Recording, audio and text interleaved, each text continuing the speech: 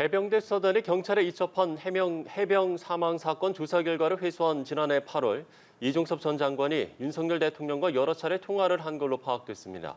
이뿐 아니라 이 전 장관이 경호처장과 행안부 장관 등과도 통화한 기록이 확인됐는데요. 수사 외압 의혹을 수사 중인 공수처가 어떤 판단을 할지 주목됩니다. 이채연 기자입니다.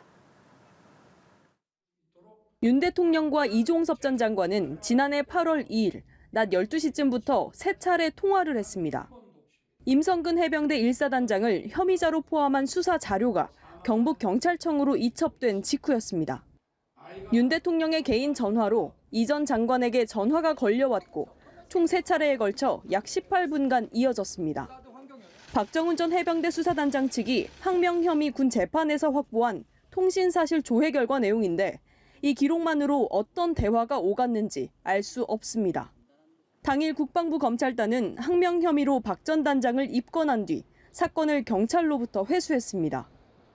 이 전 장관 측은 윤 대통령과의 통화 여부와 대화 내용에 대해 관련 내용을 언급하는 게 적절하지 않은 것 같다면서도 대통령과 장관이 통화하는 것은 자연스러운 것이라고 강조했습니다.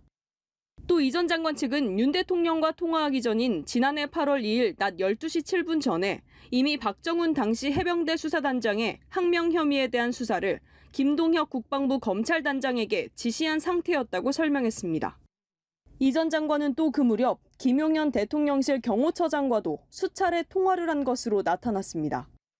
8월 4일 10시 20분 통화를 시작으로 7일까지 나흘간 7차례 전화를 한 차례 문자를 주고받았습니다.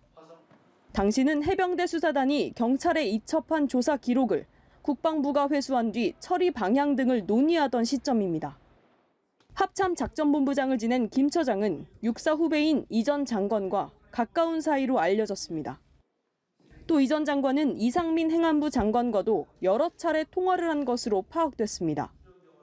공수처 수사를 받는 피의자 신분인 이 전 장관은 그동안 이첩 회수와 항명 사건 수사 지시 등 일련의 과정을 스스로 결정했다고 밝혀왔습니다.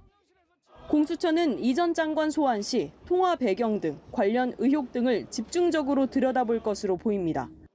연합뉴스 TV 이채연입니다.